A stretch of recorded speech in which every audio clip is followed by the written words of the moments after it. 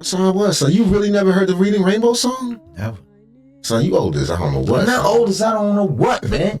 I'm just telling you, that wasn't my era. I'm from the What y'all song? Schoolhouse Rock.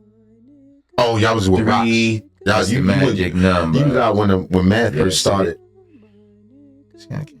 You got the first math. The original man. You had the slide. Yeah, you had slide beads on the shit. Right. No, because no, I didn't have any of that. What I'm telling you is, I just came up in a different era. I remember Mr. Rogers. Mr. Rogers. It's a beautiful day in the neighborhood. A beautiful day for a neighbor. Right. I remember that dude. Would you be mine? Yeah, it's like the 60s, 70s, son. Could you be mine? It was cool. Mr. Rogers was bitches. I've always wanted to have a neighbor just like you. I've always wanted to live in a neighborhood. You line up? Huh? Son, don't play nothing. You can't. I'm not, man. I'm recording right now. All right, my bad. I did the pause button. Pause. Yo, did you hear when that nigga Dame Dash paused God? He's like, I was like, oh my God, pause. I was like, God, Jesus. The Lord? Instead of pause, the Lord. You hear that shit coming in? That's how you knew it was about to happen, son. It's not time for that, son. It's not time to feed them their vegetables yet, son. Butterfly in the sky. Yo, they mad as I don't know what. Why? Because it's LeVar Burton. People love LeVar Burton. We love LeVar Burton too. Respect it. He wasn't hating on him. He just looked trans. That's all. Don't do that. That's not true. That's not true about him. He got a whole wife. And a very big dangly earring. A big dang. He two up. No, he ain't had two. Nah, he just the one. Only one. And I said he had a outstanding grain of hair. Yes, he got a cufflink in his ear. He got the same grain of hair as George Washington. What? He did. He looked like he came off the side of a nickel. No, he had a joint like Malcolm X before he turned Muslim. He had the Detroit Red hair still. Right. Yeah. He had a little comb. 5 heartbeat head. And his wife is his makeup artist. You know, that don't mean nothing. Anyway, let me let you hear the shit. Ow! Butterfly in the sky. Say what? I can go twice as high. And that's when the beat dropped. Like, take a look. Sing it, you know it, baby. Butterfly in the sky. One more time. You got no battery in it. Butterfly in the sky. I can go twice as high. Take a look. It's in a look. It's in a book. A reading rainbow. I can't do anything. This nigga can go anywhere. Friends to know and ways to grow. A reading rainbow. I can be. Hey Siri. She's a fucking hater, yo. Anything. Take a look. In a book. A reading rainbow. Reading Rainbow started January, June 6, 1983. This nigga was on his second marriage. I was in training school, son. Like that. This nigga had a subprime mortgage in 1983. None of that, man. What I'm telling you, man, it's just a different era for me, man. I came up a different. You was a little kid then. I was out in the street. Right. You from the 60s. You remember when things turned to color. What was it like living in black and white? I remember black and white TV. No, I mean as a nigga, like when y'all got colors out here in the world. The reading rainbow.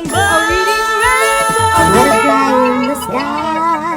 I can go twice. He was French off Kunta. And he got one earring. That's his style. That's his stuff. That's how he wrote. Yeah. It's just got bigger, more diamondy.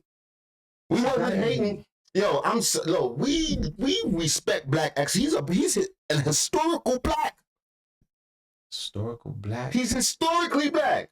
That is fact. He has etched his name in history as one of the most profound, black. Kunta Kinte. We're gonna study him one day. We're sorry. No, we're not studying. Yes, they is. They're gonna swim in February. Right. They're gonna find out he part of the. You see the rainbow. You see part of the rainbow.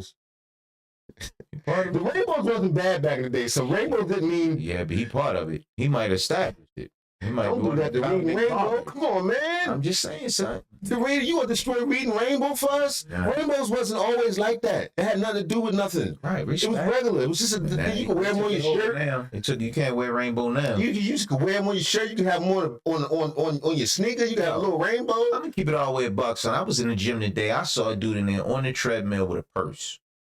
This nigga was dressed to the nine with a purse. Son, he was on the treadmill, son, working out. He had a purse on. Reading Rainbow, nigga. Take a look, it's in a book, Oh, this thing's a reading rainbow. I can go anywhere. Before Edge Ups came out, they ain't had no song. You remember before? How was it when Edge Ups came out? What was the? What are you talking about? You What, know- Michael Jackson off the wall? No, I mean like zzz, zzz, zzz, like a Nigga, the niggas been having A box. niggas wasn't getting Edge Up. Listen, Martin Luther yo, King bro. never had an Edge Up. Listen to what I'm telling you, man. Back in the day, What was you doing in the barbershop, they 1960s? had the joints on the wall where they got the different haircuts. You could go to the barbershop and say, yo, I want that haircut right there. Right, and none of them was Edge Ups. Yeah, it was. Yeah, y'all used to brush your hair backwards. Niggas get fade, nigga get a Caesar, you get a fresh one. I was around when niggas was getting curls. Niggas had a Jerry curl. Go to the barbershop, just get the shape up, but get the curl. My brother was around when they was getting bit up by dogs and fire hoses. All right, well, that's a Reading Rainbow song, man. Come into the room. God damn. Come on, man. Right. As long as they That's all we care about.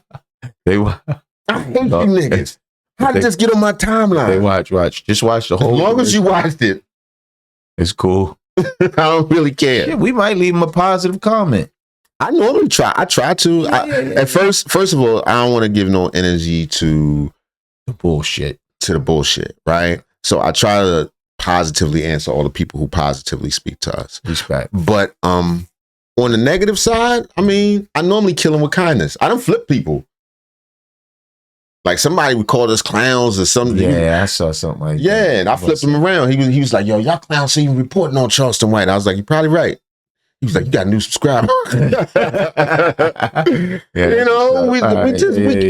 We talking shit. We got good sense. We just messing around, man. Damn, why y'all Don't so... stop comedy, man. Y'all don't get it. Y'all don't see the two old judges in the balcony. That's us, man. They Fulgarians, yo. I They're don't know. not Bulgarians, man. They just That's why they act like that, because they from that land, son. that's nothing. If they wasn't from that land, they have a freaking sense of humor. Yeah. Well, they got us. No, not everybody got a sense of humor. No. Not like yours anyway. You have a warped sense You was of humor. neither. You my brother, nigga. It's nothing to do with it, man. I'm just Plenty telling you, people, just- plenty of people say, I want to hear horror jokes. Don't get it confused, especially No. with them hoes. Well, we in here together. We're in this love together. It's in a town on the ride forever. You ain't have to sing in the 80s. All right. That's Al Jarreau, son. We're in the Shout out to Al Jarreau, man. I never have known about I forever. knew he was going to turn this into something else. He does have that like I got a whole damn high on that nerve. That's right. That's ass whipping music. You get your ass whipped to that, and you got to clean the house. You got to do baseboards. to an Al Jarreau song. Yeah. We're in this love together. That's a real. You hear That that songs shit? be long too. Be like 15 minutes. And Adam Hyde know the back forever. Please. Man. Oh yeah, we saw y'all. Nicki Minaj and her husband didn't break up, I think, but not really. But we not exactly Sorry sure. about that. And he didn't grape no little. Well, maybe. Allegedly, Allegedly, maybe he son, didn't. Don't. That's what we saying. We was wrong, but maybe we don't know. Please don't sue us.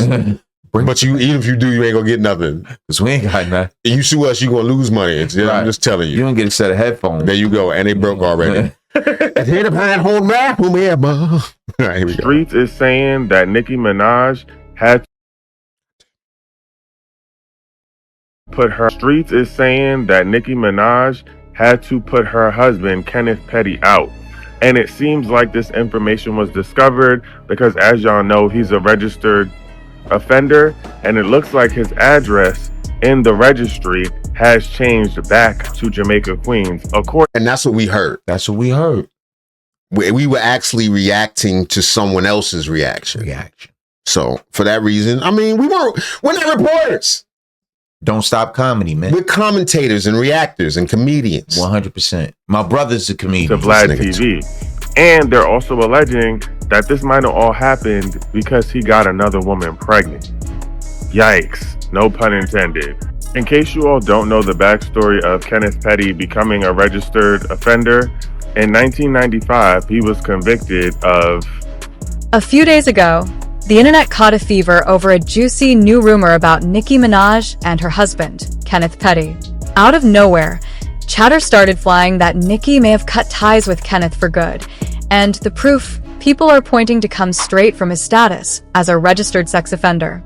According to reports from Vlad TV and others, Kenneth's listed address on the sex offender registry back to a modest home in Jamaica, Queens, instead of the $20 million Hidden Hills mansion he's been sharing with Nicki in California. I just don't trust robots. Let's get it from more reputable source. Moving on here. I spoke to Vlad earlier today, but in speaking to him, I didn't get to confirm why or if the thing he tweeted was true. If you don't know what I'm talking about, Vlad yesterday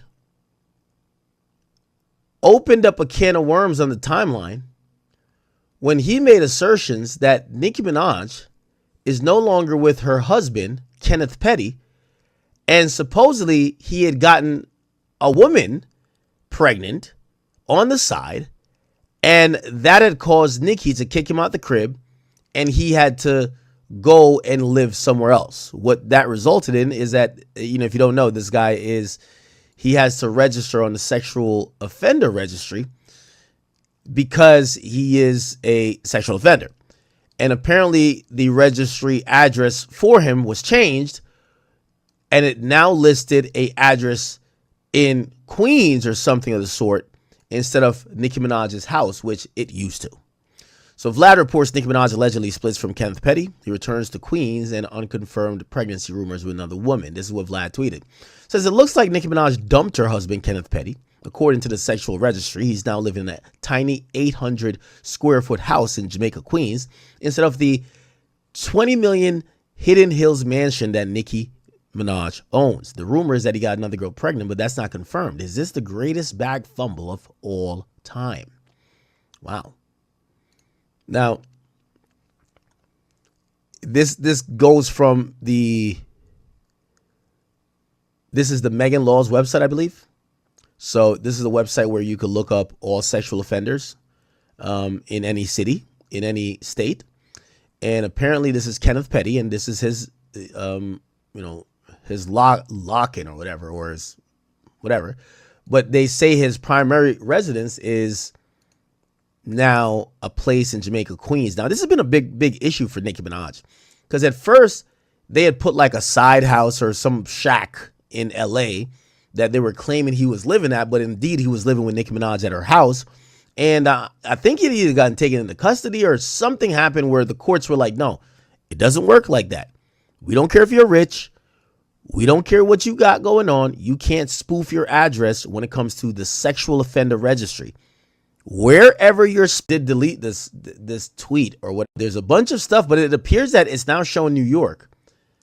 Now, Vlad, I believe, did delete this tweet or whatever it is. So in analyzing what this is, it does appear that Kenneth Petty is now told the criminal justice services that he's living in New York. Does Nicki live in New York now? I don't know. We do know they're married, or we think they're married. His residence has changed. Is it because he got a woman pregnant? Did Nicki leave him? I don't know. I have no idea. They have a child together.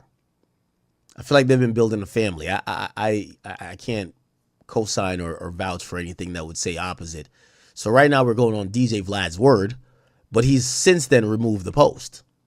So I'm not too sure if that's accurate or not. Now, I will say Nicki Minaj for years has actually gone to bat for her husband, saying that he got railroaded as a teen or a young man, and that he supposedly never committed a rape and he never did what he's accused of doing, and that because of his age and something with the family and this and third, he basically, he didn't have a lawyer. He took, but we have no more information. Vlad is the only person saying that, oh, we got another girl pregnant. So we have no idea if this is true. And that left a vacuum other people stepped in to fill. So, while the accusations against Vlad, culture vulturing, paternalism, exploitation, weaponizing his wife, and cashing in on... Right, well, what they trying, what this, this robot is trying to trick us. It's AI. What I heard, which I don't know for sure, is that allegedly this is all a scheme that was put out by DJ Vlad, by the evil Vladimir Frankenstein. Exactly. They claim it was all him. We don't know if that's true. We don't know. We just know allegedly he changed his address to Queens. Right. And if you got convicted of doing something like he supposed to have did, then supposedly you can't just be changing your address like that unless something major is happening. We will keep you updated, and we apologize for this inconvenience. Yes. Lost this. What? Oh yeah, Dame Dad said that Jigga never fuck with DMX, and DMX ain't fuck with Jigga. I can believe that. He said he hated him at all times. I don't know about hated him, son. He said he hated him. He tried to get him set up one time.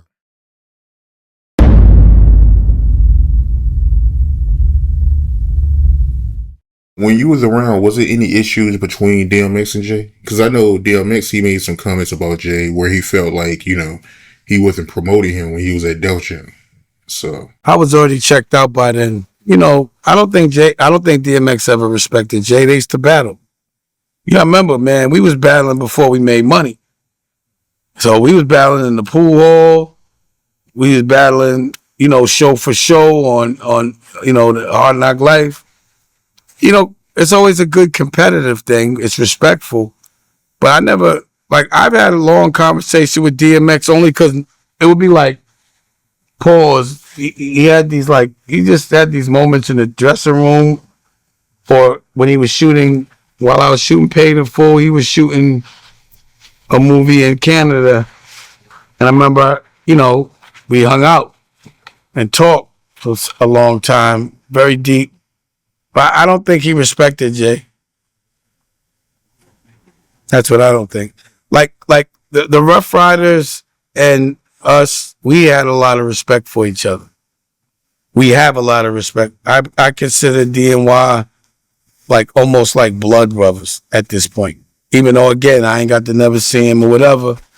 But it was like, yo, they understand that mentality of thorough niggas don't fight thorough niggas. Thorough niggas stick together. We don't, So if Jay's or Beanie's beefing with Jada Kiss, we would go be like, that's dead, all that. We don't do war amongst friends. So I really look at them as brothers. You know what I mean? So they respect Jay. But I don't think the people that were on that label, I don't think none of them respect Jay. I don't think none of them were. It was two kind of hustlers. They were different. Hey, Nick, you telling to give me another drink? Another beer?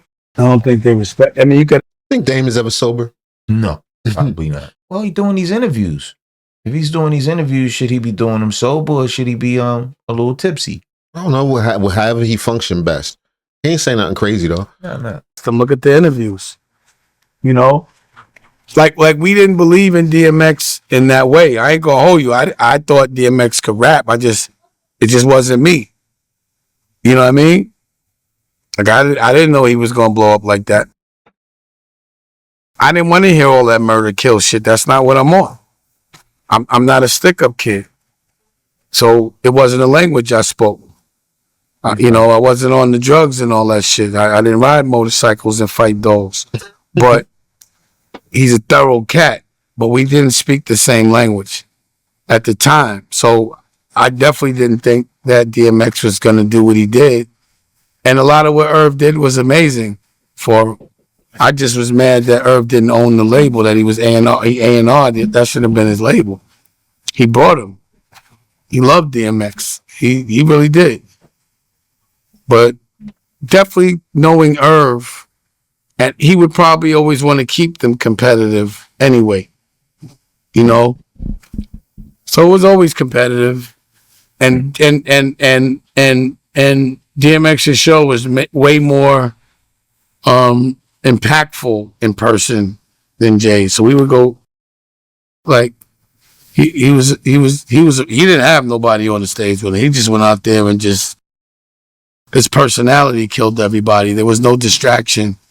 Yeah, DMX is definitely a beast. Yeah. He's definitely a beast. There's few people. Only person I think probably crazy on stage than X is probably Busta Rhymes. All facts. With energy.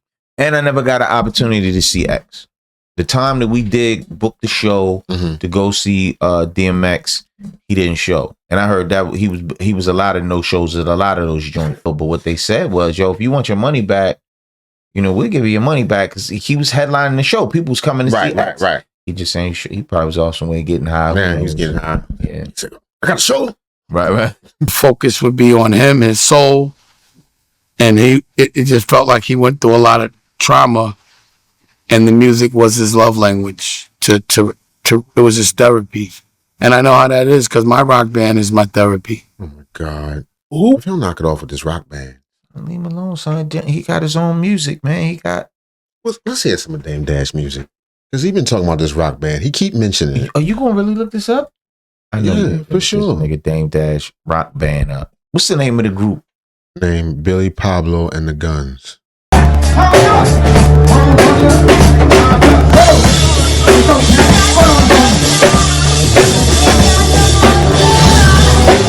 And the crazy thing is the dude that's sitting right there is not even watching him. Look at him.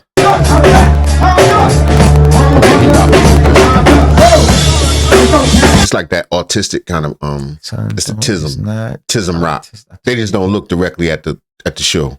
And the lights freak them out. So they gotta do it in the dark. Stop, man.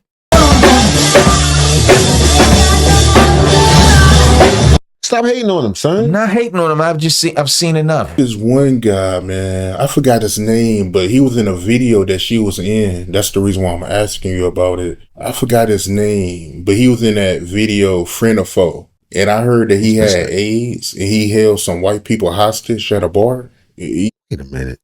This took a very dark turn. We leave for 1 second to check out Billy Blanco and the Pistols, and whatever their names is, and we come back as an AIDS kidnapping. He said he kidnapped him with the AIDS. I got AIDS, bitch. He was like, you got a glass of blood. I swear to God, I'll spike. We don't know what happened, man. Let it spin, man. A glass of blood, like a tumbler. Got a spray. Got a teacup.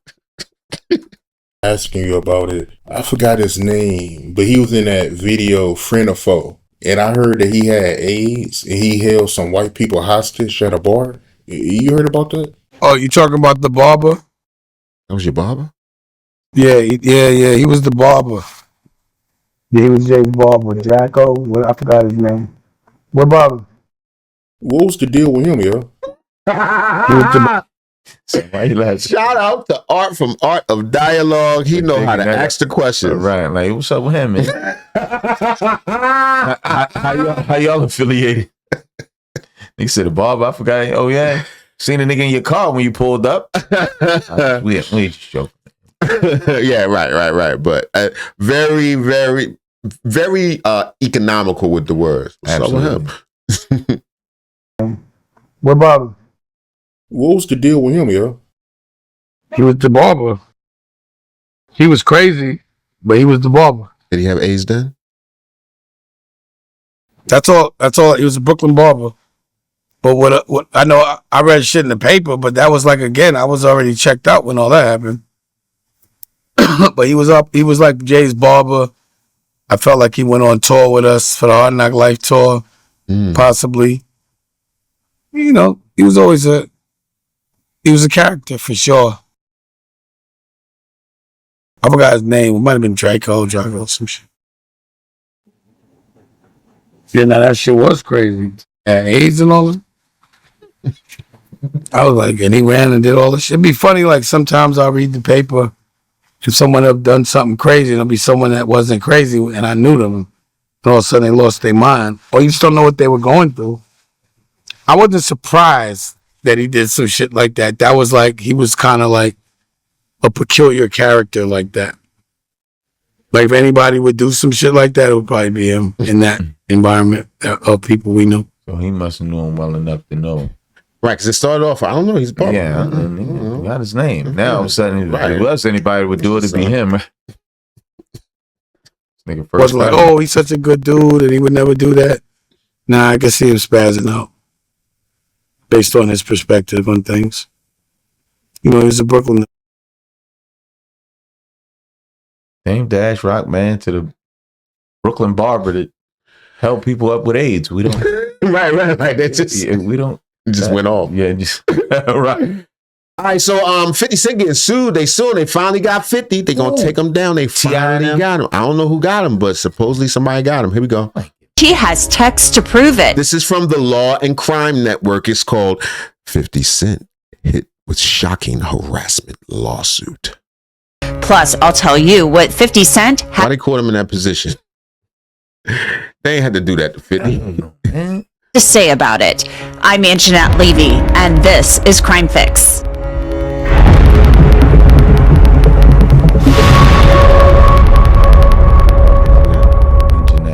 Curtis Jackson, who you know better as 50 Cent, is a rapper, a producer, and a businessman. He's very successful. He's been around for a really long time, and he's loved by millions of people.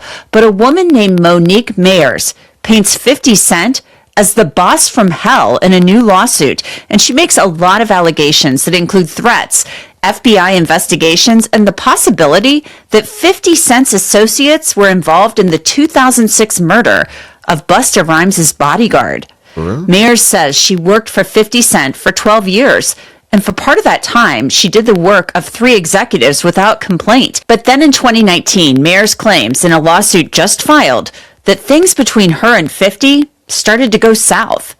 In the lawsuit, Mayers' attorneys write, Jackson ran his workplace the same way he built his public persona, through fear, humiliation, loyalty tests, and punishment. Money bought power. Power demanded obedience. Anyone who refused became a target. You believe him? Nope. You don't even know what happened yet. I don't believe it. You didn't even get to the bottom of it. I just come out the woodworks for 2019. She worked for the man for 12 years. Now all of a sudden she bringing up the joint with Busta Rhymes. Him and Busta Rhymes, cool. Do you think if 50 has something to do with one of Busta Rhymes' friends passing, now they cool now? Maybe it's just a rumor. Maybe Busta didn't know and she's exposing it now. You never know. You didn't even give the lady a chance to. I don't believe it. Okay. It's not rep though. Mayers claims in her suit that 50 Cent started asking her in 2019 to do things that were illegal. First, Mayers claims that was a good bet. He was diabetic right there. 50 just rich. He don't care. He don't care what he wear. You know. 50 wanted her to help him cover up bankruptcy fraud by helping his bodyguard buy his mother a house to hide money he had earned. The lawsuit states, on January 14th, 2019, Ms. Mayers texted Jackson directly, checked with the accountant, and you wouldn't be able to do anything for the house through the foundation.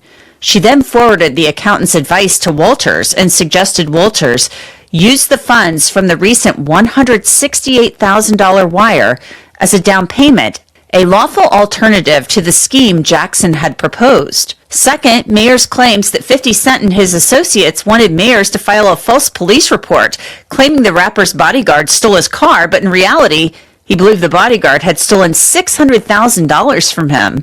That money, according to Mayers, had never been reported by 50 to the bankruptcy court as earned income. The lawsuit states, in a single day, Jackson had asked Ms. Mayers to file a false police report for a car that was not stolen, be an accomplice in concealing $600,000 in undisclosed cash from a state court, and fire Walters for the alleged theft while Jackson listened from the shadows. In every instance, Jackson wanted someone else to stand between him and his illegal conduct or enable his feckless conduct.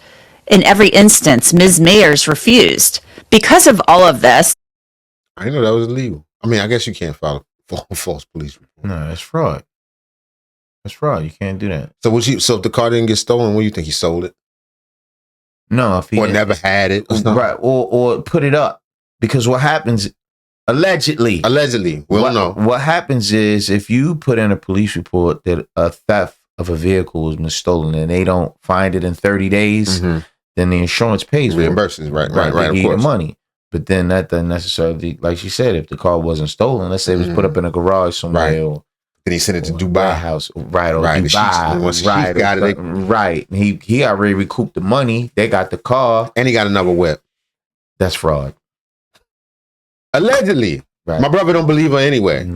Oh. Didn't you say? Or you starting to believe in that? No, I don't. You like this paperwork, don't you? No. Well, she got to have a paper trail. If it's documented, you can't say whatever you like, but the bodyguard, she says she was fired in late March of 2019, was promised severance but never received it. And she says that she was harassed and threatened by people associated with 50 Cent for years. The suit claims, after attacking Ms. Mayer's reputation, Jackson's intimidation campaign moved to her phone. From January 2020 through March 2026, Ms. Mayer's documented more than 83 incidents of harassment involving at least 25 unique phone numbers from California, Texas, Georgia, New York, and in one instance, Tanzania. The suit includes texts like this one from 2023 that reads, "Who is this?" The sender responded, "I'm your friend 50. Are you still in San Diego?" Mayers responded, "You have the wrong number. Did he give you this number?" The sender responded, "Yeah, he did. Is this the wrong number?" He said, "See, that was 50 Cent right there." Thank you. There you go. Yes, it is. No. In case, I can hear you on the comments now. Right. Y'all don't even know. We're kidding. We don't know. Right. "Would get me in tonight to watch him. Are you able to get in touch with him?" Mayers responded, "What's your name?" The sender responded, "Victor Sena." Mayers responded, "Where did you meet him so I refresh his memory?" The sender responded, "That was last night here in San Diego. It was very quickly because he was busy." Mayers responded, "No problem. Where exactly so I can remind him?" The sender responded, "At Park, San Diego." As time passed, Mayers claims in the suit that she was called to testify in front of a grand jury investigating allegations of fraud made by Jackson against a man named Mitchell Green at his company Sire Spirits. In 2024, Mayers said she received a text after receiving a subpoena to testify in a lawsuit against Sire Spirits. The text says Mayers texted, "Who is this?" The sender responded, "Ja Rule." Mayers responded, "Who are you trying to reach?" The sender responded, "Curtis." Mayers responded, "Who gave you this number?" Mayers said Ja Rule had never ever called her, not even once, and 50 Cent and Ja Rule had been in a public feud for decades. And the night before her deposition in the Sire Spirits civil case... You think that was Ja Rule? Stop. 50 Cent. Who is this supposed to be? What is this supposed to prove? What's going on? Do I believe this lady? Do I believe? Is that her phone? She's saying Ja Rule and 50 Cent keep hitting. Son, stop playing. What I think is this lady probably did work with 50 at some point. Probably. She probably got fired. Mm-hmm.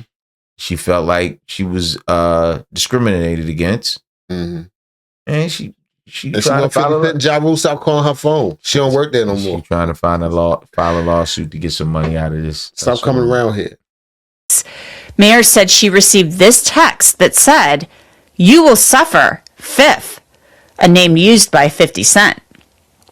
During the deposition, Mayers' suit claims that one of 50 Cent's lawyers questioned her about the unsolved 2006 murder of Busta Rhymes' security guard, Israel Ramirez, at a video shoot in Brooklyn.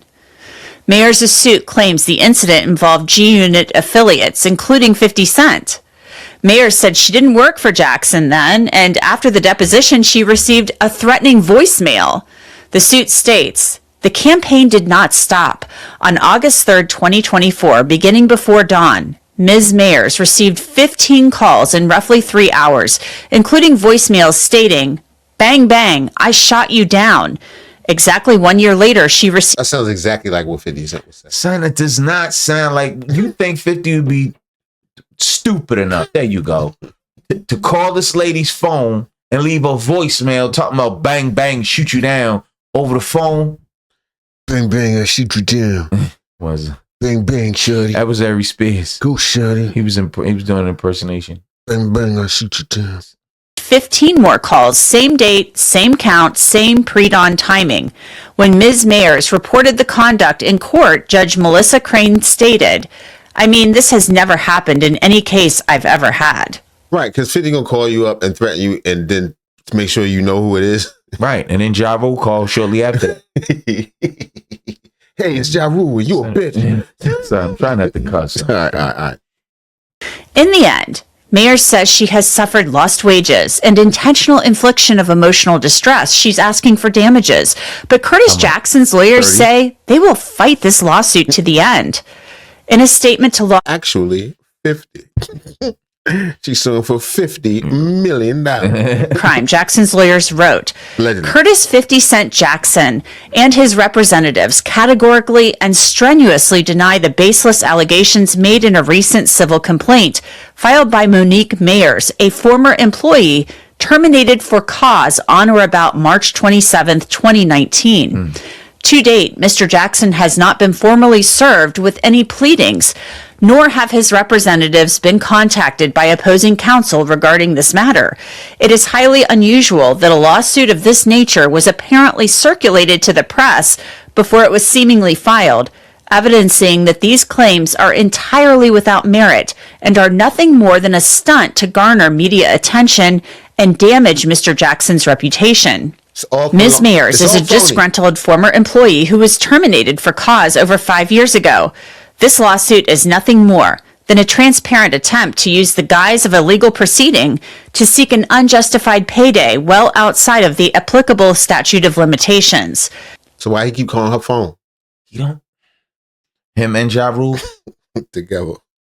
Willingly, Because they both hate her. and Busta Rhymes. You let Busta Rhymes. Oh, yeah, Busta Busta Rhymes. Rhymes. Yeah, he Like, why you text starting messaging. stuff? All right, anyway, next story. Mic check. 1, 2. All right. Oh yeah, let me see. First of all, did you see Rick Fox? He knocked somebody out. Well, he's about to knock somebody out. Rick Fox is allegedly. Rick Fox is running for king of the Bahamas or something like that, or the Virgin Islands. No, first of all, you gotta explain who Rick Fox is. Rick Fox used to be an NBA player, played for the Lakers, couple other teams. Probably he was married to Vanessa Williams, Right.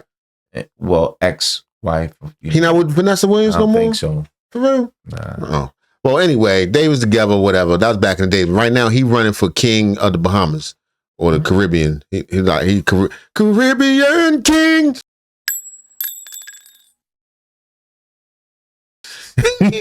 So the song is Caribbean Queen. This is the Caribbean queen, king.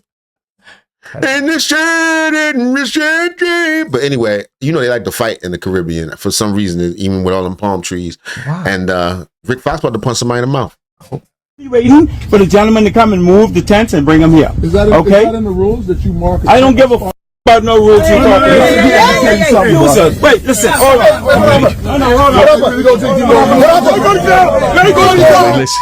What's up, everybody? You gonna care when I put these hands on you? Rick Fox about to haul off and knock this nigga in the mouth. And he turned back Jamaican too on him and shit. Is he Jamaican? I'm the king of this place. I is the king. You're not a blood clot king. Son, stop. Whatever. I don't know. Is Rick Fox? Is he from the Caribbean? Yeah, he just went down there. I don't know. You think he really from Los Angeles? He was like, "Look, I'm gonna run for king I of. don't know what his name. I'm gonna run for the king of Jamaica." Sean did it. Sean became something. The prime minister. He was already Jamaican. He Belize, man. Belize. You know what I mean? He was already one of them, a Caribbean, and he just went back. Panama. Same thing with Rick Fox. And what's that other tall nigga? A tall nigga. Twin Towers. One of them, light skinned one. Ooh, Tim Duncan. There you go. He also the king of Jamaica too. He No, king of he's his not, man. I don't think that's. He the king of his island. They all got little islands of the king. Anyway, Rick Fox about to punch a nigga in the mouth. Shout out to Forgotten Kings. TV. Come on, son. Listen, y'all. Rick Fox is letting everyone know. Don't let the curly head fool you. All right, come at him with the disrespect. He might actually just go upside your head. Now, for those wondering what is going on, well, listen. Today is election day in the Bahamas. All right. For those who may not know, Rick Fox is running for office. All right, and apparently at one of the voting polls, someone captured video of Rick Fox in this heated exchange with another individual. You'll see this individual talking crazy to Rick Fox. And like I said, and he had goons with him. See the Rick Fox shirt, nigga? He wasn't playing. You say pick Rick. Try me now. You got the pick Rick shirts on. You want to test me? Oh, is that shirt red and burgundy? Me up right here. Want to rock with me? Me up down point. Stop, man. You see his man got Rick. Hold right, hold up, Rick. Don't blow. About to be king. About to be king. Almost went left. Luckily, someone was able to intervene. But like I said, man, you got to be careful what you say to people, even if they're celebrities. You know what I mean? Everyone is different. People have different triggers. And in this situation, like I said, things could have got... Get off me, Tommy. Got that. Shout out to Rick Fox. Pop one of these bitch ass niggas. Real quick, so listen, let's play this clip. Y'all let me know what are your thoughts on this situation involved. Flexed on him. Yeah. That's something you would do, son. Nigga. Call him a nigga too. He's like, nigga. I don't know. No, he did. Rick Fox, do you think he handled it accordingly, or do you think he let his emotions get the best of him? Again, let me know your thoughts down in the comment section below. Like this video, hype this video, hit the notification bell so you can get all the latest uploads. But look, I'm done with the yapping. Let's get straight to the clip, y'all. All right, I'm out. Okay. Right up. This tent is not. Listen. Listen, sir. Sir, this tent is not going to be here. We told them before they walk down there and move these tents and bring them down here. We told them we park our vehicles here because this is a marker. As you can see, we started from across the road and we come straight across. We put our vehicles here as a marker, and I told them you are a witness. That I told them before they walk down there and bring these tents down here that these are our vehicles and we have reserved this spot for the 20 by 20. We was only waiting for the gentleman to come and move the tents and bring them here. Is that in the rules that you mark? I don't give a f about no rules you talking. Wait, listen. Talk to me. But tell you something, brother. Son, stop, man. Let it rock, man. We'll hear what Rick Fox say, man. Slap. But tell you something, play with me, brother. man. So I not give a damn what you think, man. Yeah, the gangster came out. I not care, man. I not care. Rules that you mark. I don't give a f about no rules you talking.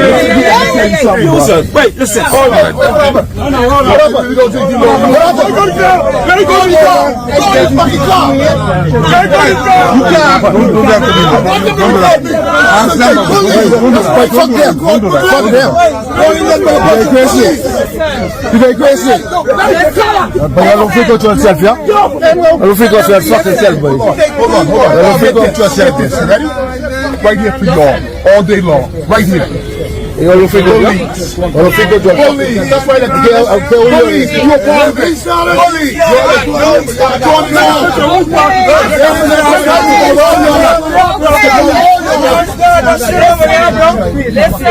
That's just how Jamaicans talk. They fine.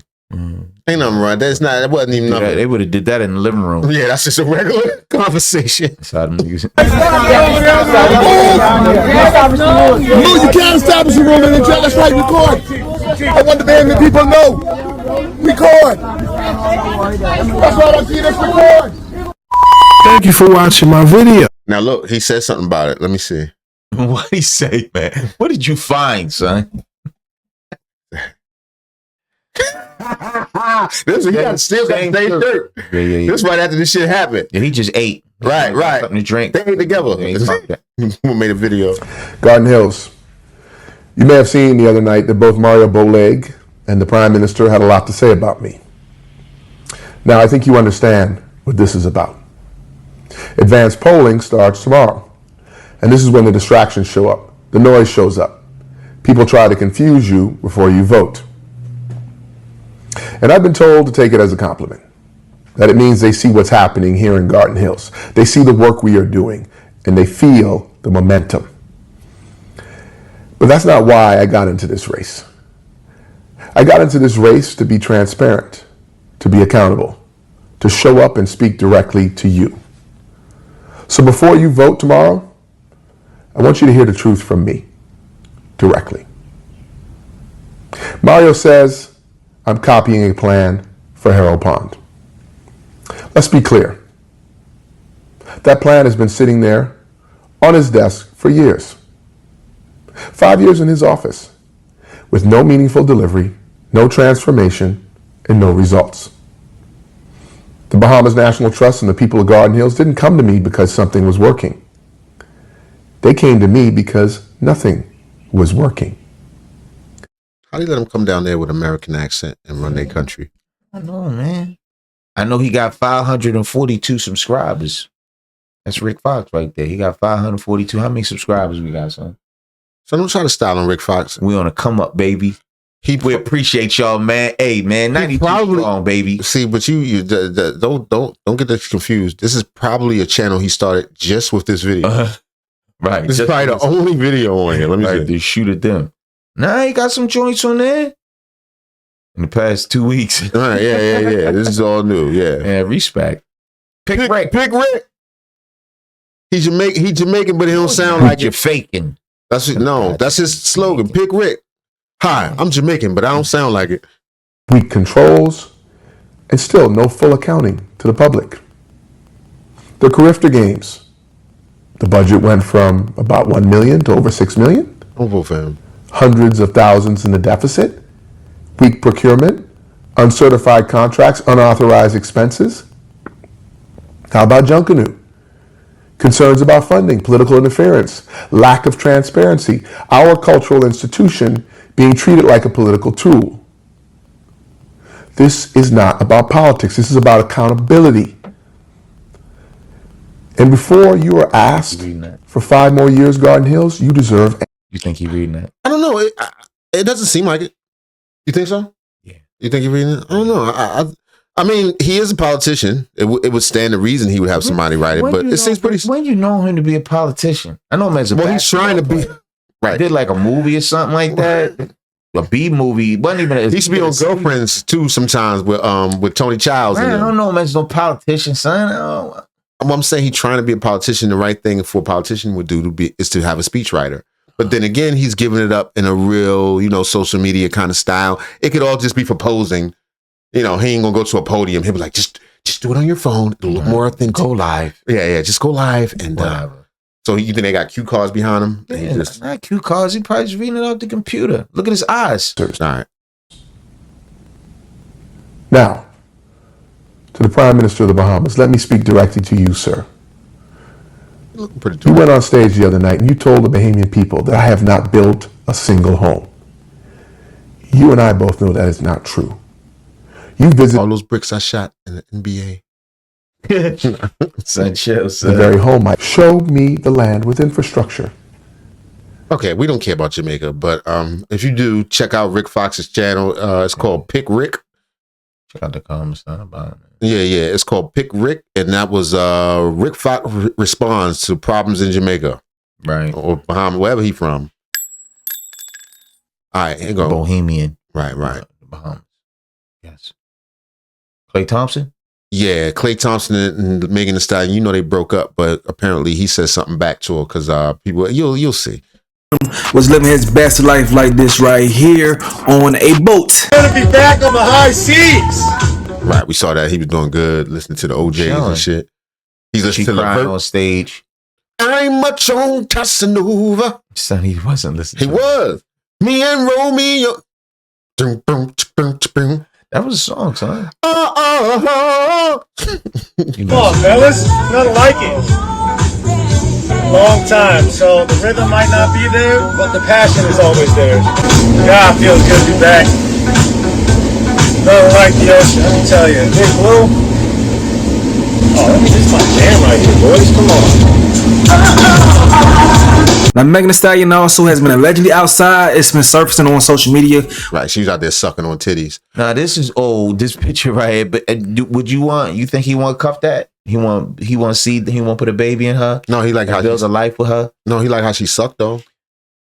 Don't mean he want to keep it. And some people did say that this was old, so we don't know if this is old or not. She could be still crying. That's what y'all want. She's still home crying. All these is old photos. It's all AI. She really is at home crying. Yeah, she ain't crying. Taking some shots out of a chick chest.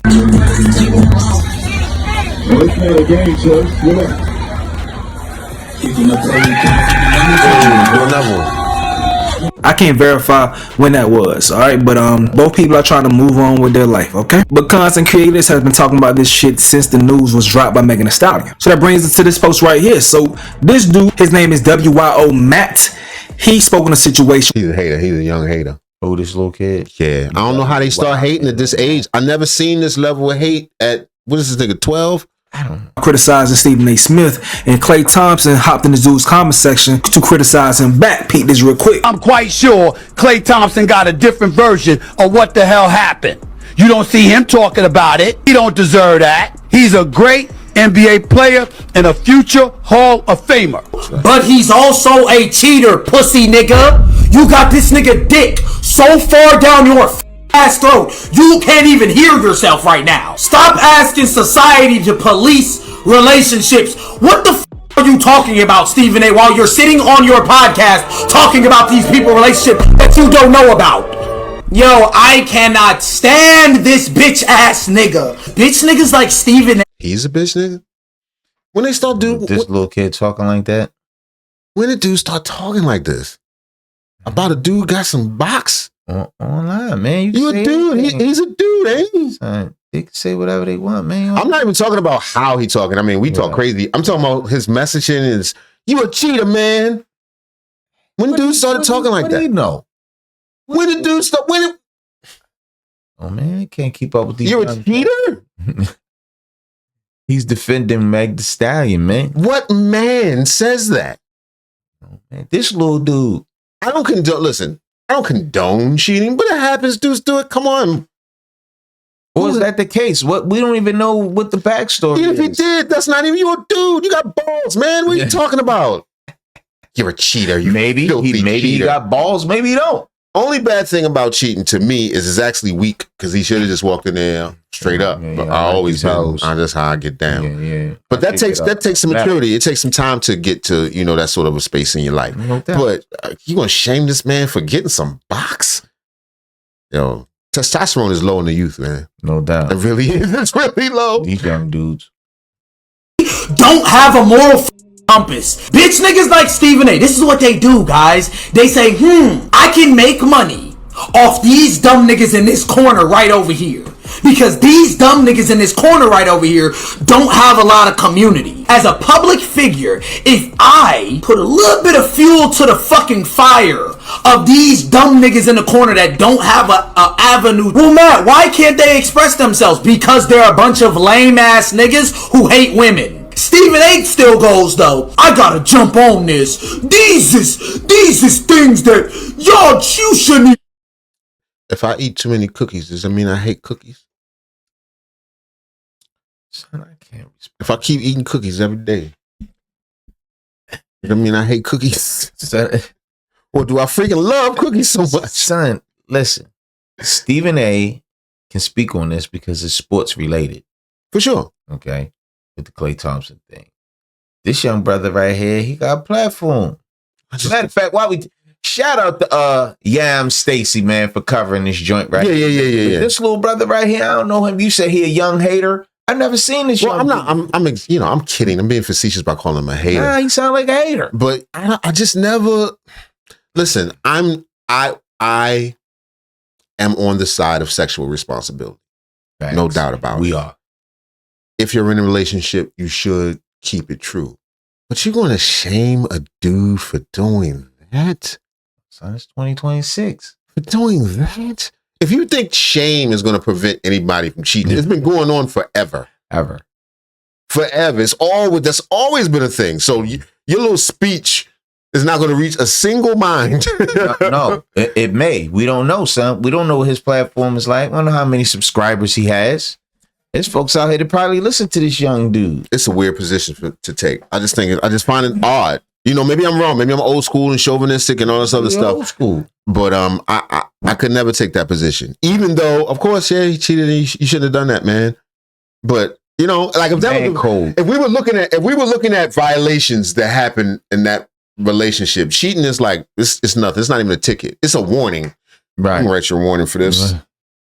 For her, for all that. Right. Meg Thee Stallion just taking shots out of woman's cleavage. All that phoniness and all the prior, for all your prior charges, we're going to throw the book at you. Right. That's just from a male's perspective. But, I don't know what's going on. Who are we?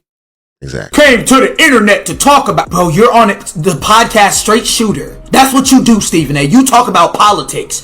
Now, all of a sudden, Stephen A. talking about the culture, and why do you think that is? It's because Stephen A. realized he can make money off of it. I be trying to not talk about this dumb-ass, lame-ass nigga. Damn near 60-year-old man. He ain't never get done dirty by a woman yet. Who, this little dude? Mm-hmm. Nah. He's raised by his mama, and she always been good to him. 100%. There's nothing wrong with that, but I'm just saying. We know the type. At some point, you take the pill. Mm-hmm. And I'm not saying I'm a red pill guy, but there are things that happen in your life to open your eyes. You say, oh, they aren't all delicate little bunnies. Right. Little tulips. Delicate flowers. Right. Try not to talk about this nigga, because I'm like, I understand this is what Stephen A. wants. The bigger Stephen A.'s name gets, the better it will be for him and his pockets and the white people pockets that he's borrowing from. Stephen A. will do whatever, even if it is continue culture wars between men and women, especially black men and women. He will do whatever as long as it keeps his bitch ass paid. This is after $100 million contract. I'm so tired of niggas giving these niggas the authority to sit here and get off dumb shit like this, bro. He's cheated before, not with the same woman, but with different women. He's cheated on them before. And you got bitch ass niggas like Stephen A. being like, Klay Thompson's such a good guy. Okay, so Klay's in the comments. I ain't saying Klay Thompson's such a good guy. But he's on some sports stuff. He do his job. You know what I mean? Yeah. He's a Hall of Famer, future Hall of Famer. It had nothing to do with it. His personal relationship ain't got nothing to do with what he do on the court. He was one of the Splash Brothers, for God's sake. No doubt. He screwed up. He ain't kill nobody. He did what thousands of men have done thousands of times. Actually, Steph Curry should have took a page out of his book. Like, look, man, honestly, he was had. And let's keep it 100. When confronted, he told the truth. He ain't drag it on. Nah. He could have baby pleased her. Mm-hmm. Like, nah, hey, it's cool. She probably was ready to take him back. Yeah, like, nice. He's like, you know what? Why I do this to you? Right. I'm me. Right. And you. And you. If you can fuck with that, maybe you can hang around, because I still don't want to answer your questions. And no, I got one. I will. Now, this is on the flip side of that. See how this young brother just shouting out the nigga. He said it at least 40 times since we've been doing this interview. It's ironic to me that there's certain words or certain things, certain phrases you can say. You can say nigga 1,000 times in 1 minute. You can say bitch 1,000 times in 1 minute. But you can't drop no F-bombs. Can't drop no F-bombs. You can't talk about the U's. Can't talk about the U's. I mean, I'm switching gears here a little bit, but it's just ironic that you can do that all over the internet, but certain things you just can't say. All right, we about to disagree. How so? Yes, you can. You got to be what you saying. It's the truth. Son, no, you can't. Yes. The X-Men dropped the I don't know what out the F-bomb. Shit, we just saw Tasha do it the other day. Yeah, but Jewish comedians go hard. They go hard on themselves. Okay. You gotta be. Black people can say if this was somebody else's channel, white boy channel can't do this.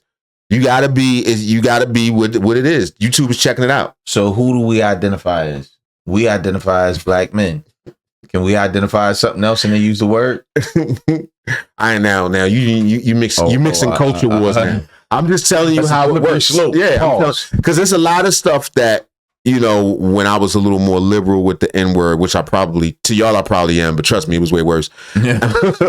And when I was a little more liberal with it, some of our videos would be yellow and then they'll turn back green. Because they probably saw that many N-words, like, wait a minute, who's talking? Yeah. Like, Dark Mark. Oh, okay. DeMarcus Aurelius. Right, fine, okay. section saying, please go touch grass right there to Buddy. And right here, dude says, stop touching other women, gang. Take some accountability. He also posted this on the story saying, dickhead of the day. It ain't have to be like this, man. We as men have to take accountability. This little nigga got just enough testosterone for one lady. Nice, which is good. It's going to lead you to a good damn life. I'm glad. No, not necessarily. Well, yeah, that's true too. But what I'm saying is, I'm glad that there is some sort of a message about sexual responsibility. I'm gonna be honest about that. That's pretty dope. But that's something that's lacking in society right now. But it's very weird coming from a dude that young. That's right. Defending Meg the Stallion. Right. Rip his shirt. He got a Meg the Stallion t-shirt on underneath of that. Crazy. Goofy. Shout out Ryan Clark though. My thoughts on the situation, yeah, you shouldn't cheat. But using context clues, Megan Thee Stallion said that he can't be monogamous. He don't know if he can't be monogamous, meaning he was honest with her in that situation. Giving her the chance to make a decision, not my bad, I got caught cheating, I'm going to be faithful moving forward. And he continues to cheat again. So it's better than that. I don't agree with cheating at all, but is that accountability? Huh? Yeah, now, I'll be much more harsh. I don't agree with it, but it's not that serious. It's not to whom? I'm saying the problem is that you lied. Right. Well, most people lie. Exactly. About all types of stuff. Right. So if you cheated and it makes you stand on it, just like, look, all right, look, man, it's what it is. It's a weaker position for a man than to just say, I don't, you could be my number one, maybe, but you can't be my only one. So what about a woman cheating? I don't know how women rules work, but I don't want it. That's blasphemy. Your woman cheats like all I'm saying.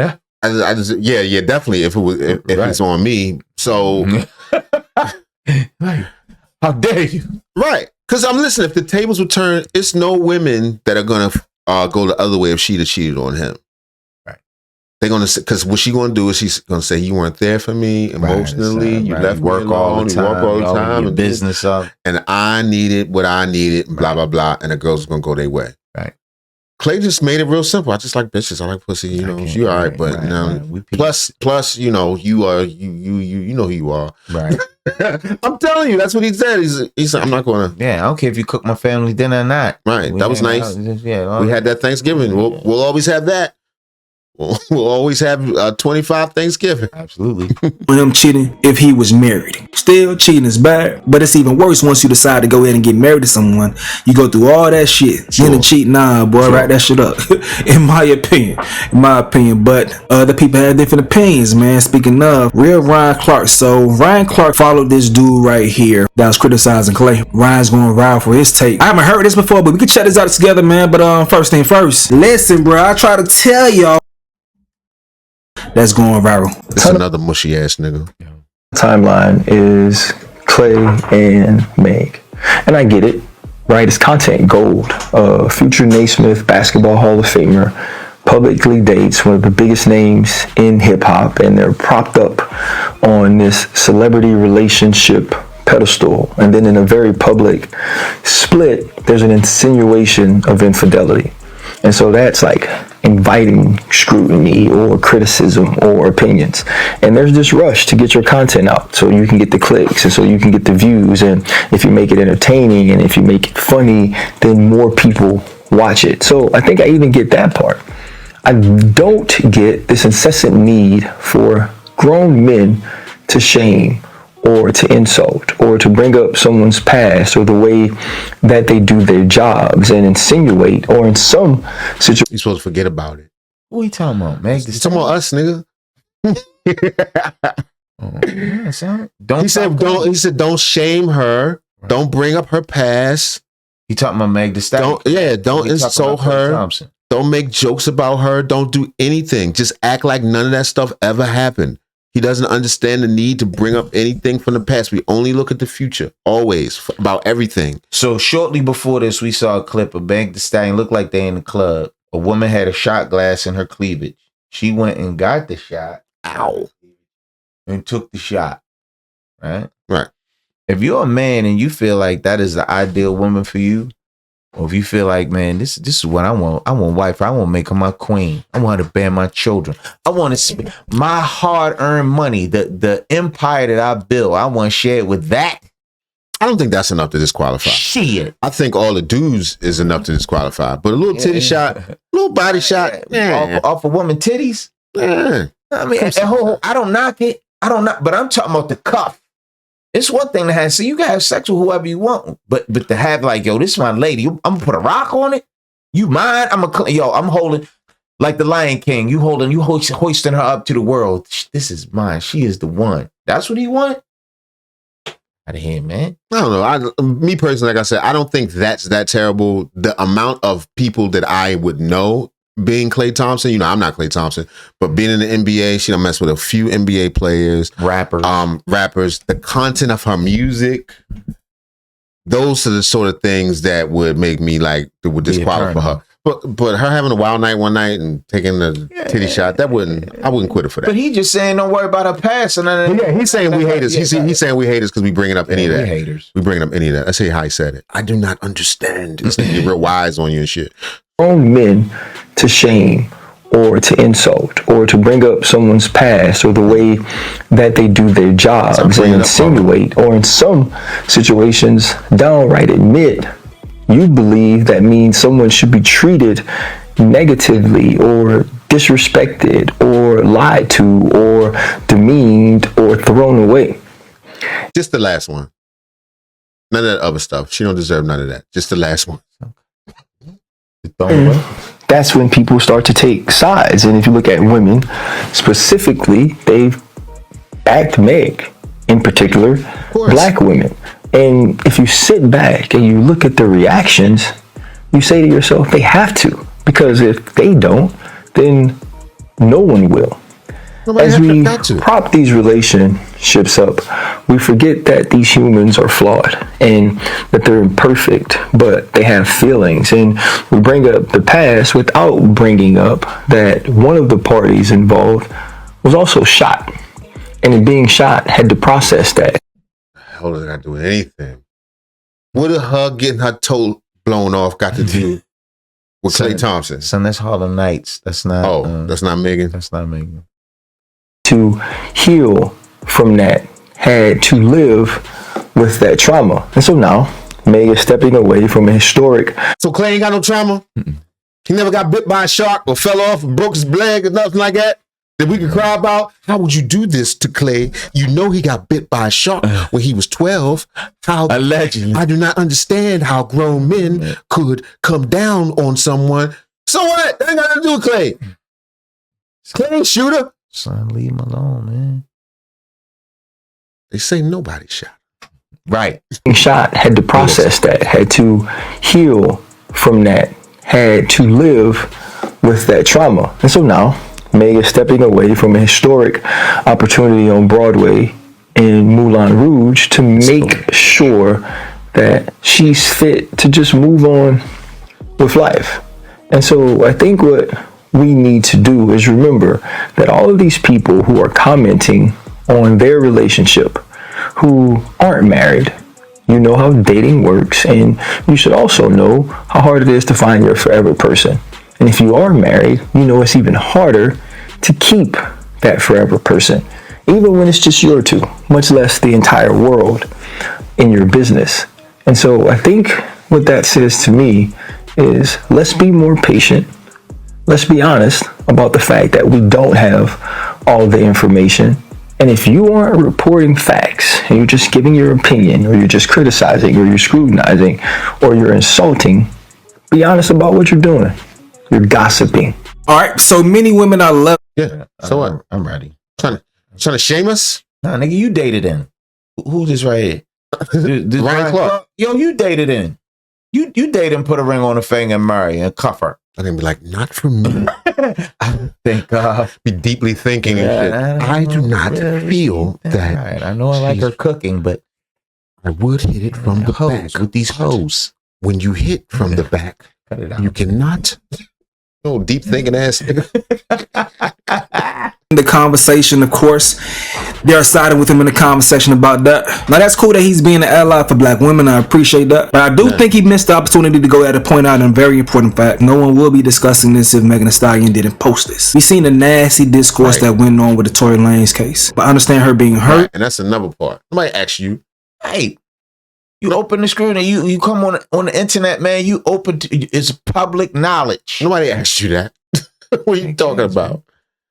But she still dropped a nugget out there for everybody that participates in these conversations to go ahead and use. And everyone, men and women, has been using it. We seen people shaming Clay for cheating. Then, just like you said, the black woman was defending and protecting Meg. Men were defending and protecting Clay. You may feel like he doesn't deserve protection. Fair, but like you said, we don't have all the facts yet. So how can you determine that? So to move on from this point, man, yeah, you want the world to be a better place, but we know the characteristics of the social media economy. We know how shit gonna move. Meg knows that, but Meg wanted to go ahead and express herself in that way, and here we are. Megan Thee Stallion and her fans done been through a whole lot of shit, and they be on it.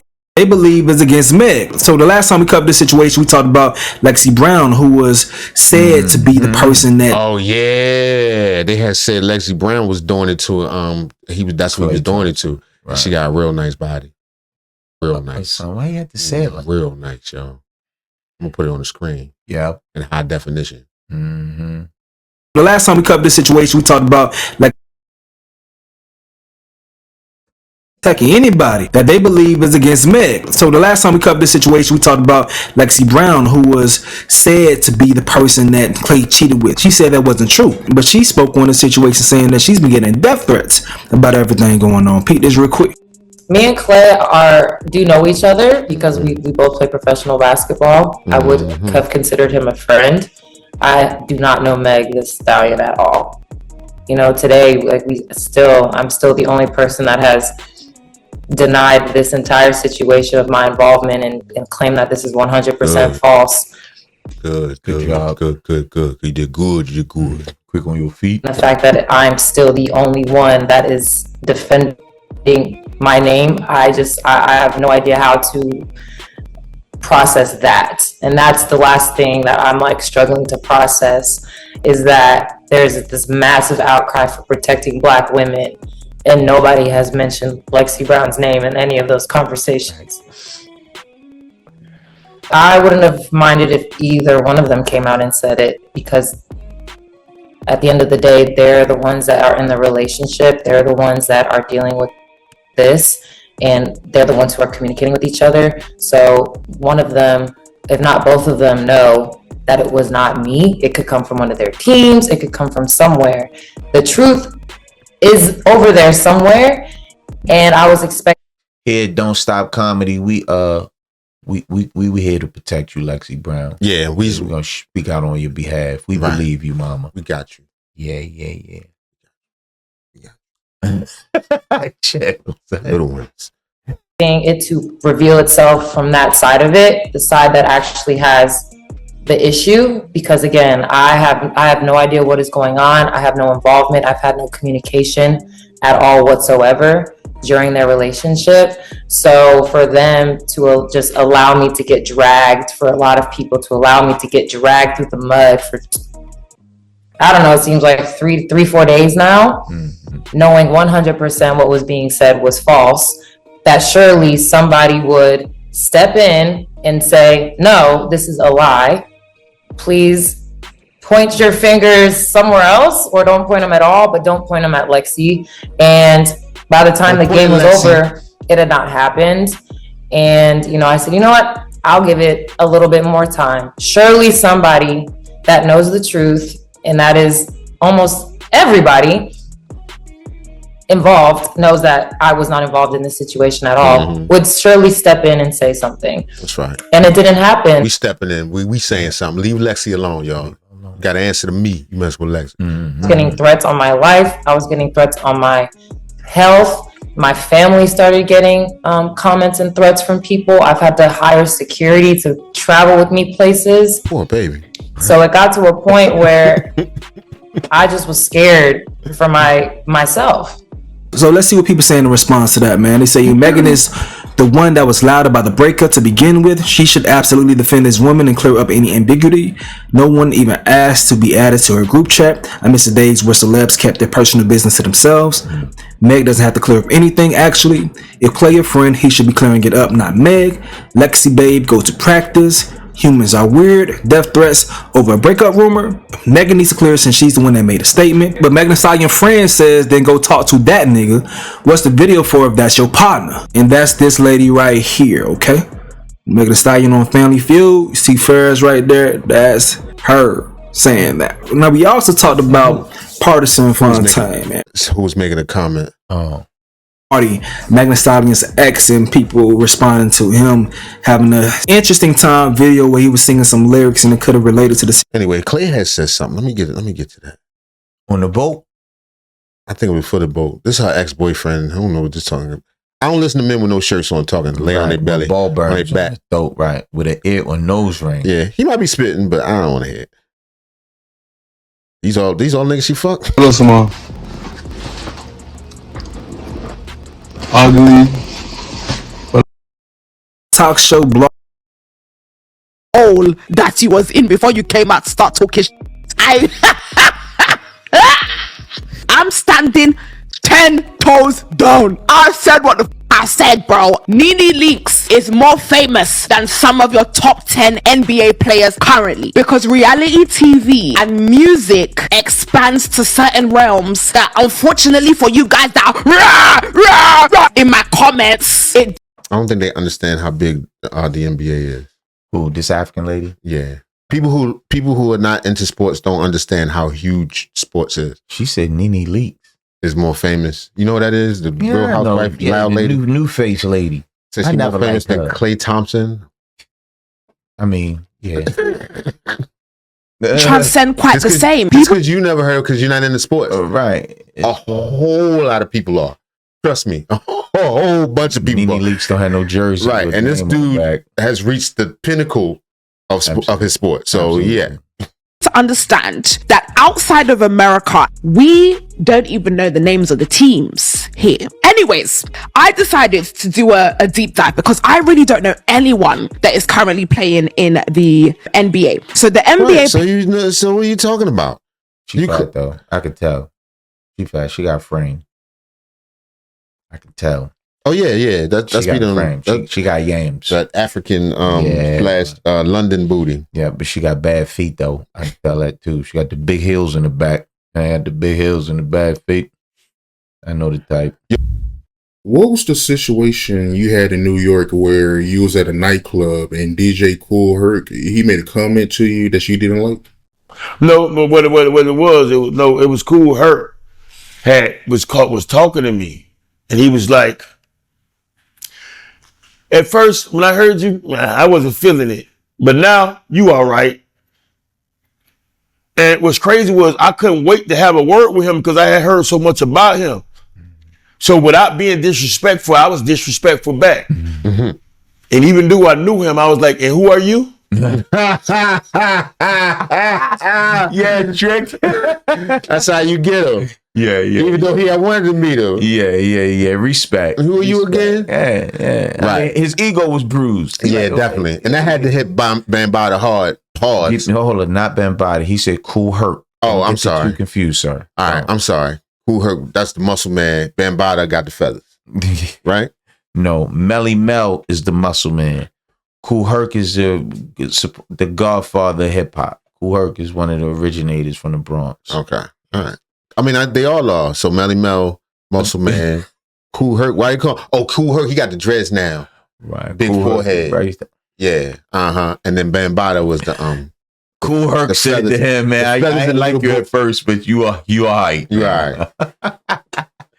Trip felt some kind of way, like, well, and what's your name again? Oh, nice to meet you, Mr. Herc. And he looked up at me and he just walked off. We even now, shit. Bitch ass dick. You insult me, I insult you. Because I would never walk up to a person and tell them I wasn't feeling them. I would never walk up to a person like, I like your outfit on, but you got on the wrong shoes. Mm-hmm. If I don't got shit good to say about you, I don't open my mouth. If I do, my intention is to insult you. My intention is to hurt your feelings. My intention is to disrespect you. I know how. That's why people were so mad at our last video, because Trick's serious. Nah, son, listen, man. I respect Trick Daddy, man. He an old school dude. Yeah. He's an old nigga, man. We talking shit, yo. Why y'all be so mad? I know what it is, man. We the two old judges in the balcony. Yeah, we Y'all just know talking Mark, shit. man. Come on, man. You mad at this fat face ass nigga? Disrespectful. That's how I know when I'm disrespected. The older he like a nigga wearing a Trick Daddy mask. Son, not he like an ugly nigga wearing a mask of another ugly nigga. Son, that's his face. That's how he's born. No, he wasn't. He didn't used to look like that. He was a whole nother nigga. A little bit. He grew into this. Was this is his final form. older cats out of New York City, when it comes to hip hop, they look at the South totally different. They look at us like lucky country niggas who made it. They don't think we're inspired. They don't think we're our ambition and our drive. They don't think our hard work was good enough. They don't think so. What you think about when people say New York hip hop, it fell off? You personally, where do you think it went wrong? I don't know. I don't know if they went wrong. I don't know if they went wrong. I just think that time changed. I think the music changed. I don't know. It was nobody in New York in particular. It was no, because I could name plenty of New York artists that. What happened? We gotta do that jump. Okay. It was hits for years, for decades, back to back to back. One thing I can say about New York artists, they leave hip hop, they go into radio or television and get accepted quick. As for us in the South, some of us go back to street, some of us go back to work. Me, I'm selling pots, I'm selling fried ribs, I'm selling seasoning. I got the cookbook coming out. That's what I'm trying to do. I'm trying to keep working. I'm trying to work good so I don't have to work hard. So whenever you down here in Miami, you make sure you come by Sunday's Eatery and I'm going to feed you, because I know you're going to tell somebody that's going to bring me some more money, because this shit is good. Go ahead, Trick Daddy. We see you, baby. Go ahead and get your hustle on, son. And he actually be in the kitchen, they say. I believe it. Just Ain't nothing wrong with real that. Trick Daddy. Just what's the name of the place? You down here in Miami, you make sure you come by Sunday's Eatery and I'm going to feed you, because I know you're going to tell somebody that's going to bring me some more money, because this shit is good.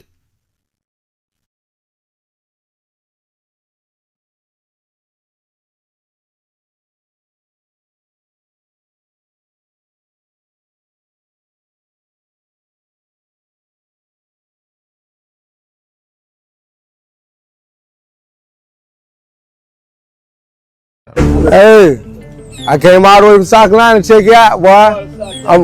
Florida, South Carolina. I'm a food critic too, nigga. That's right. That's right. Everybody see what's going on. Who's up? We at the Viral Sunday Eatery. Trick Daddy. Cricket. He's a food critic. That's right here with the BMW, with the red hat. Right here? Yeah, let's hit that. We open every day except Tuesdays from 11 to 7. And they open on Sundays And anytime after 7 o'clock, I got something to put in their mouth too. Go ahead, Trick. That's what's up. He in the restaurant. Yes, sir. Respect. The hustle don't stop, man. Right. Yeah, and that's what I pride.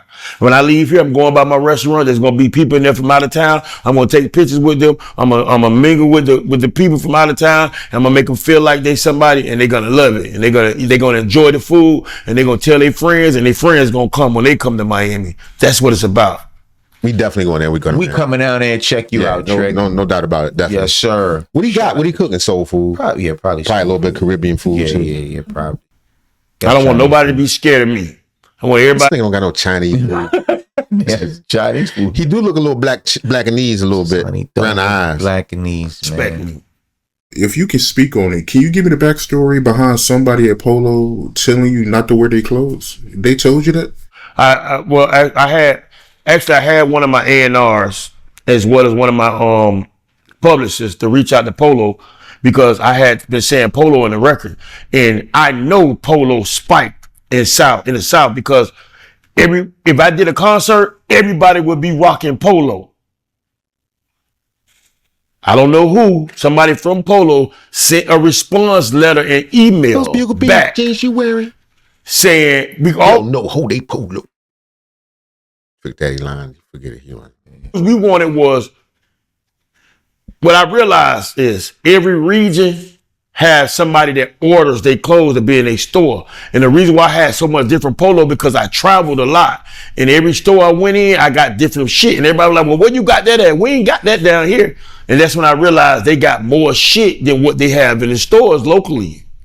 So I wanted a catalog and be able to order my shit that other people don't got. And they told me, no, thank you. We appreciate it if you won't even mention our name again in your songs. You little ugly face ass.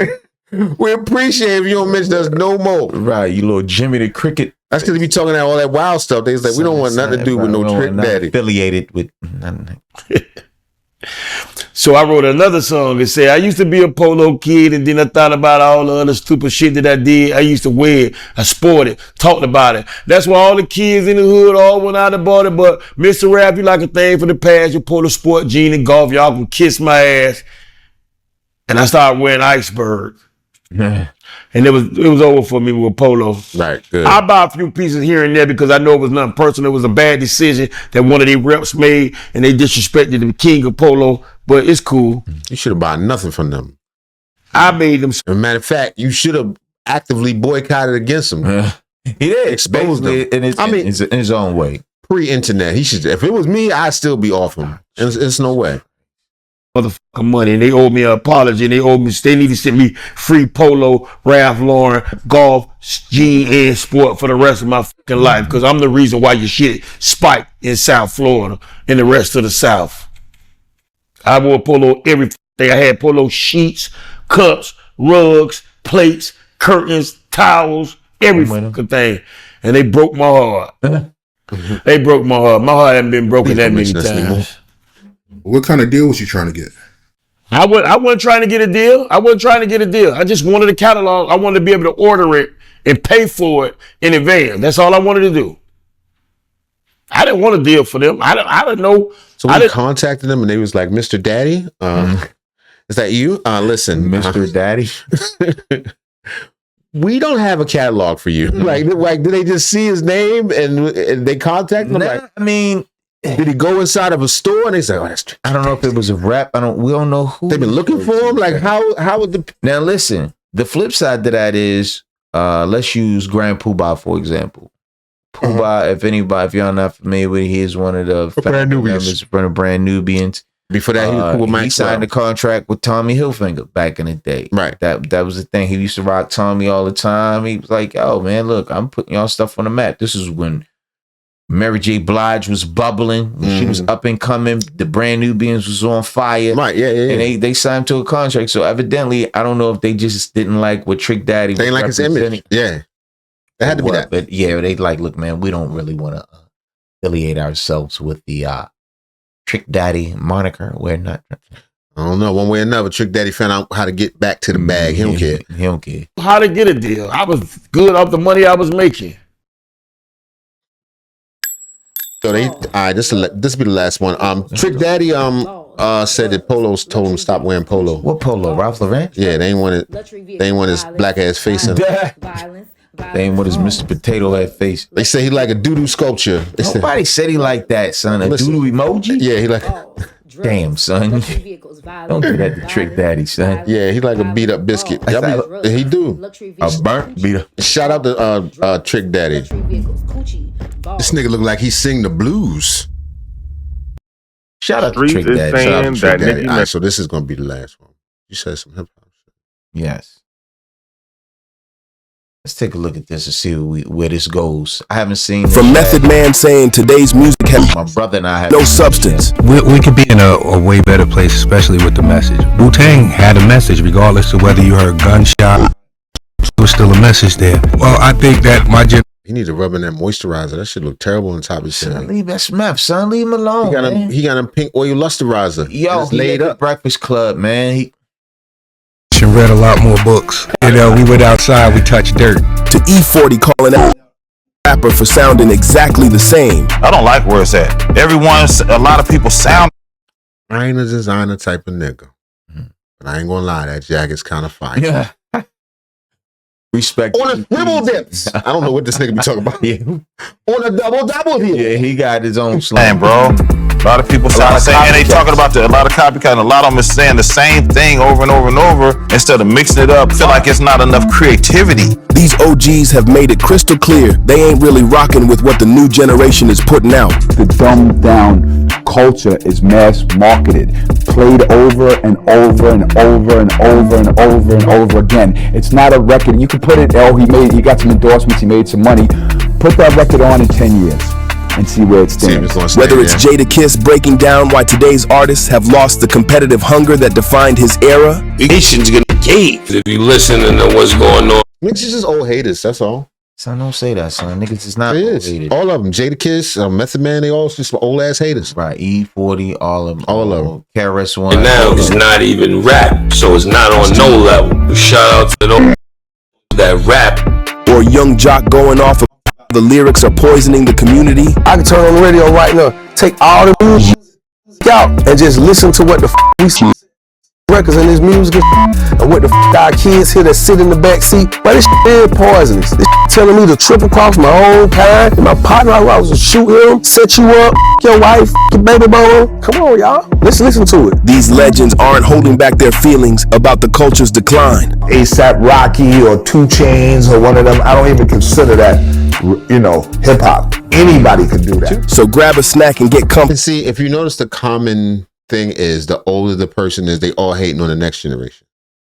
That was Grandmaster Caz, correct? That is correct. So he's shitting on the ASAP Rockies and all that. The people from the ASAP 2 Chainz. I personally think 2 Chainz got bars. Exactly. ASAP But got bars. What I'm saying is, the further back you are in it, then hip hop. This is what I do feel is true about hip hop. It is music for the youth. Fact. But for that reason, it's being used to control the youth. It's a reason that hip hop is set up the way it is, and we ostracize older, like then people that run the show, meaning the higher ups, the huge record labels, the gatekeepers. They're not going to allow hip hop to mature, because then the older can teach the young. Facts. That's bars. I believe that's a concerted effort for it to be set up that way. So for that reason, hip hop has to be eternally youthful, which most music is, but we're not allowed to sell. No, I disagree. But go ahead. Pop music is what I mean. What's ever popular? Like at one point, blues was the shit of the night. It was like at one point, jazz was that's what young kids listen to. Yes. So that's what I mean by music is typically youth driven, but you can still celebrate the path. Other genres of music are allowed to celebrate the path. And that's what I was gonna like the Stones have new fans. Thank you. And the Grateful Dead. Right. They got young people that absolutely can enjoy them. And that genre and those different genres of music, unlike hip hop, is celebrated differently. Like you said, the older, I'm not gonna say older, artists of the past are not celebrated the way artists in hip hop, the way artists in rock and roll and other genres are. So for example, you have the Rolling Stones. They sell out 80,000 seat arenas. Right. They got new and old fans. Hip hop, you go see an old school artist. We watched that Big Daddy Kane concert. Yeah, Kane got hits. Who was in that concert we watched? It was Kane. It was like EST, Unusual Fellow. Somebody. No, EPMD is EPMD. Yeah. It was like we just recently watched a joint with Method Man and Redman, where they did the Summer Jam joint, and nobody was moving. They was like, I'm talking. You remember the one we watched where nobody was moving? Like the crowd was dead. No, it was like 10 people in there. It was Christopher Williams. It was a weird ass. That's a crazy lineup. Yeah. Anyway, here we go. Because these are rap OGs who really don't with the YNs. Jadakiss. When asked about the current state of the culture and what's missing from today's generation of artists, Jadakiss broke down exactly why the game has lost something that can't easily be replaced. Kiss made it clear that the competitive spirit and the hunger that defined his era has been replaced by something softer and more calculated. We could put more flashy. If you listen to what's going on right now, it's not even rap, so it's not on no level. But shout out to those that rap. on a high level. Let's get back to that. Shout out to those that do whatever they do, but a more larger shout out to the high level rappers. Get with us or get out the way. Method Man. Meth has always been down. Because he'll collab with anybody. It don't matter who he get on track with. He gonna burn it down anyway. That's Jadakiss. Bar for bar, not many MCs can touch Jada. But if you're a new artist or old artist, whatever, he'll collab with whomever. You very seldom see him talk bad about the new artist. Yeah, everybody like Jada. Jada's cool. Yeah, Jada. He's down the middle. I do think that signifies you as old officially when you start shooting at the young artists. I'm old.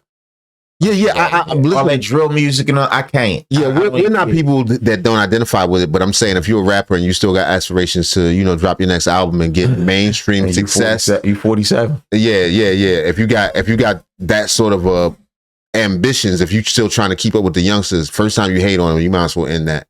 But meth? I'm not saying that. I'm not saying about meth. I'm just saying that if a rapper that's been doing it for a while comes out and says, yo, these new rappers ain't shit, that disqualifies you. You're not going to, because once again, because I said the music is so youth driven. And it's been weaponized. And they're going to be insulted. You know what I mean? I don't care. It's been weaponized. Hip hop's most respected voices. And when he sat down to talk about the current state of the culture, he didn't sugarcoat anything. Talking about growth, Meth, hip hop has changed how it talks about relationships over the years. Like, what do you think we've grown and what do you think we still? I mean, it starts with a lot of these gatekeepers trying to dictate what this new generation should be doing. We could be in a way better place, especially with the message. A lot of work to still be done, man. Because honestly, when we was doing it, we had fun. We're creating generational wealth, and they're the babies of that. When I was doing it back in the day, I mean, Wu-Tang had a message, regardless of whether you heard gunshots or there was still a message there. For the babies. Love the babies. So your asshole closed. Keep feeding you and feeding you. Vibe gets lost for the substance. The substance, there's no substance in the vibe. The vibe has no substance and shit. I just wish it was a bit more diversity, for lack of a better word. I was thinking about there was a level of emotional maturity that may not exist now. Because like even All I Need, that was our relationship goal. Well, I think that my generation read a lot more books. We went outside, we touched dirt. He acknowledged that they've done well in the business department, but something crucial is missing from today's music. And again, I can't knock these kids for liking what they like. I can live vicariously through some of these youngins, And what I can give this new generation credit for is that they did a lot more business than show in the show business part of it, So experience is king, and to be honest, I'm not knocking anything they do because they doing their numbers, and it looks like they having fun. But again, substance, and you only think about these things when you get my age. Meth's observation is a common opinion that a lot of these OGs share. When talking about their craft, it's obvious they have a lot more respect for the creation and art of hip-hop. R.A. the Rugged Man. After hearing Lil Yachty say who in the world is this? I think I heard of this dude before. I think dude put me on to him. You got bars. Know the old school legends like Biggie, this underground veteran completely lost it and went straight for the throat. Yachty should shut the fuck up and get out of music. Get the fuck out of music, you bitch. You don't know music. Fuck you. How about that? No, the history of music, music. Great horn player, you studied the horn players. You went to the spot and you checked out the great horn players in your neighborhood. When you was Sam Cooke trying to be a singer, you was in the church singing with the great singers. You was watching the great performers. And then when you went to hip hop, the people who started hip hop, they like Barry White. They like disco. They studied music. They loved the craft. Music is a craft. So now what happens is you can just be a celebrity and not be skilled at your craft. And I don't care about music culture. Then don't do it. Or take a paycheck. But a dude that don't pay attention to culture, you're just a Kim Kardashian talentless part of music. You're just a celebrity. You're not actually. Do you agree? Yeah, he's spitting. He's spitting. That's what a lot of stuff. All facts. Famous for being famous. That's it. Beanie Siegel started that. You think so? Yeah, I'm telling you. I remember when he first started rapping and said, I ain't even a rapper. I'm a hustler. Everybody was like, that's not like a good idea. Right. But let me say this. Beans got bars, though. Yeah, he was nice. He was naturally talented. Beans got bars. But he was saying his goals wasn't to be a rapper. Right. But and more and more people entered it with that sort of mentality. And I'm not truly blaming Beans. I'm just saying I remember when it shifted. Shifted. Before that, people was in their books. And I saw a young rapper one time. I don't know this young dude's name, and he did a whole song, and the song was a hit. The song was probably was getting spins on the radio. And all. He wasn't saying no words. He said it. He said, I didn't say any words. Are you talking about Jiggle Gang, whatever his name is? Right, or something. He gone now too. That was last year. Hey, he got his money. He got his bag and he rolled out. Hopefully, yeah. He probably got it. Yeah, so that's what I mean. He was everywhere. Like, matter of fact, I did a comedy show with him. Yo, this is how quick this dude blew up. I can't remember his name, but y'all know who I'm talking about. He do like a Baltimore, no word sort of situation. Mm-hmm. I did a comedy show with him maybe 18 months ago. Mm-hmm. Nobody didn't know who he was. Mm-hmm. Right after that, maybe the next month, he went crazy on all the socials. Do that Baltimore voice, do that Baltimore accent. Now, today, I can't remember this nigga name. Right. Flash of the pan. And that's cool. Back to what brother's saying right here. If you're not honing in on your craft, but the young id now, they don't care about lyrics. They don't care about bars. As long as it's got a nice beat and they can bang it. Man, I go to work 3:30, 4 o'clock in the morning, and I have dudes pull up next to me at the light, music banging. I'm talking, it's nothing out there. It's dark. They pull up next to me at the light. Music knocking in the. I'm like, yo. I really feel like what a lot of the kids do, like to me, NBA YoungBoy, it's not that it's bad rap. It's just not rap. It's bad rap.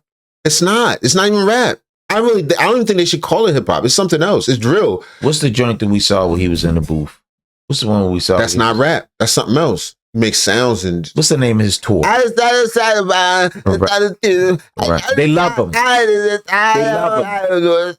him. I watched the interview. I watched the dude. He was there with his girlfriend. The interviewer asked him. He said, "If your girlfriend is drowning, and NBA YoungBoy," he said, "NBA." He couldn't get it all the way out. He said, "If your girlfriend is drowning or NBA YoungBoy is drowning, who would you rescue first?" He said, I'm rescuing NBA. He said, "Man, your lady race, I don't care. NBA YoungBoy important to me. I would rescue him before my girl." He's singing about pain. But yeah, I just don't think it's rap. I don't think that's rap any more than disco is rap. It's another thing. Yeah. You see how rap was not born out of disco, but it was right after the disco era. Very similar beats, and they'll take little breaks from different songs. That is my era. I've seen the birth of hip hop. Yes. Right. So what I mean by that is what they're doing, to me, that's not rap. They're not even rhyming. They're just talking about killing each other. And it's sing-songy. It's not even bars. Right. I think it's wrong. I think they're calling it rap just because they little black kids. But I don't. That's nothing like Wu-Tang Clan or something. So what can we do about it? Ain't nothing to do about it. They don't got nothing to do with us. Just ignore them niggas. Man. I don't know what they're talking about. Person that cares about the craft, and you're bringing the craft down because the mainstream media will promote celebrity buffoons because they don't care about the culture. But Rugged Man wasn't done schooling the new generation. He calls somebody a celebrity. I'm a buffoon. Okay, I gotta hear the most brutal example possible for the new rappers. Take the cock out of your mouth and speak clearly, young man. This mumble blah. Speak clearly. Let me hear what the you're saying. The dumbed down culture is mass marketed, played over and over and over and over and over and over again. It's not a record. You could put it. He got some endorsements. He made some money. Put that record on in 10 years and see where it stands. E40. E40 has been one of the West Coast's most consistent voices for over Shannon Sharp is in E40 squad. Decades. And when he sat down to discuss hip-hop's 50th anniversary, he couldn't help but address where the culture currently stands. Where do you think the direction of hip-hop is headed? Do you love where it's at? Do you like where it's going? I don't like where it's at. Really? Because I feel like it's not enough creativity. A lot of people sound the same, bro. A lot of people sound the same. And they talking about a lot of copycat, and a lot of them is saying the same thing over and over and over instead of mixing it up and saying, I'm not trying to act like I'm hella positive, but I am, because I always talk about the things that sound like it ain't positive. I'm a storyteller. It's really positive because I talk about the repercussions and consequences that can happen if you do this, if you slide, you spinning, you're doing whatever. I'm a story. Is he rapping? Who, E40? Yeah. They just got their own slang out there. It's hard to tell. Like, I couldn't tell if he was going into the song or right. Well, he's something else. Yeah, he like a ghost face just for in the West Coast. The things that sound like it ain't positive, I'm a storyteller.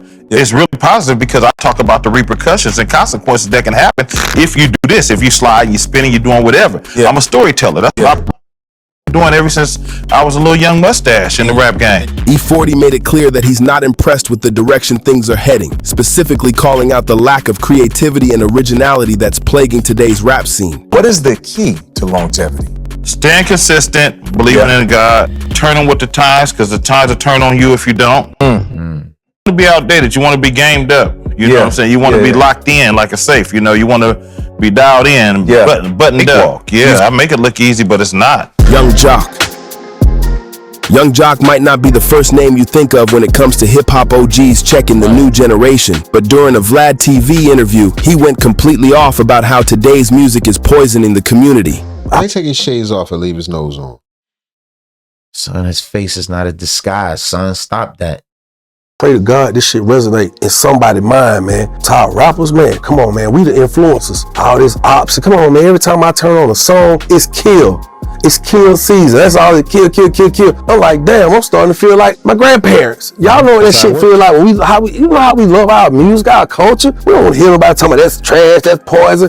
Boy, a lot of this shit is trash and a lot of shit is poison. It is. I can turn on the radio right now, take all the music out and just listen to what the we saying on these records and this music and shit, and what the our kids here that sit in the back seat or right there in the passenger seat with us, or when we got them playing this shit on our phones and the kids here. But this shit is poisonous. This shit telling me to triple cross my own kind and my partner. I was to shoot him, set you up, your wife, your baby boy. Come on, y'all. Let's listen to it. Let's just take the music away, step back for a second and say, hey, rapper, give me some advice on how to be a better version, how to make it in this life. Take the music off and listen to their lyrics. That shit ain't gonna do no more, send your ass to the grave or the jail. Jock went off about how rappers need to take responsibility for the messages they're putting out and the real world consequences of lyrics that glorify violence and self-destruction. Cause I myself, I got a song, couple grand, price tag on your head, leave your land where you stand. Yeah, I was on that shit. I was, and I was going to the markets. And people don't allow for, that's another thing. Everybody wants to be right. So if you're an older dude that has a past, that did some things, and that's willing to admit the things I did in the past is wrong, first thing they do is say, well, you did it too. That does not discredit this person's experience. No doubt. He's saying when he was younger, he was a victim. In fact, you should listen even more so because he's saying he can see clearly the type of stuff they had him on. No doubt. Accountability. You know what I mean? But once again, people want to be right. It's always rebuttal. Instead of, damn, you got a point. You know, maybe we should rap about something else. It's like, oh, you just old now. You saying the same. What about that? You were saying all that? Sure. And I grew up. And then I grew up.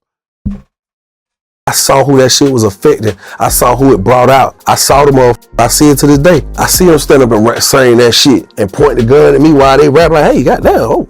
You get locked up, you praising them.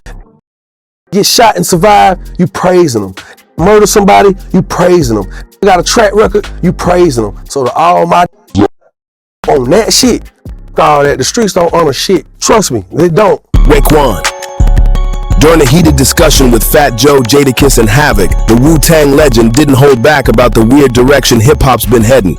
My thing is just Ray made it crystal clear that the OGs need to step up and take it upon themselves to call out the whack shit that's being pushed as real hip-hop. Grandmaster Caz. Yeah, I don't like Tommy no more. I used to. Yeah, I ain't a big Tommy fan. Hip-hop pioneer Grandmaster started selling Coles. Is that what they were having now? I don't know. The Caz was asked about newer rappers in the game, and his response was brutal and honest. Who do you really respect as rappers right now? I can't think of none. Can't think of none. Joel Ortiz. He's kind of old now. He's one of the newest guys. I can think of Joel Ortiz, of course, Immortal Technique. That's my man. He was just here last week. All right. And these are people like, y'all know, you may be thinking about A$AP Rocky or 2 Chainz or one of them. I don't even consider that, you know, hip hop. Really? Nah, it's just rap music. Cats who got a deal. Really? Anybody could do that. the powers that be who sign the artists, they sign what they want people to be influenced by. They sign what they want the masses to be influenced by. And they can just come up from nothing, say some shit on a beat, this and that, go on, and that's their mentality. That's why you hear a lot of people, man, I ain't no rapper, I'm this and that. Okay, if you ain't rapping, what the you doing with a rap record? Hustling, trying to rape it, trying to use it up and don't give anything back. No doubt. Yo, shout out to Hip Hop Chronicles, man. Shout out to Hip Hop Chronicles. If you want to see that whole video, it's called 12 Rap OGs Who Really Don't F with the YNs.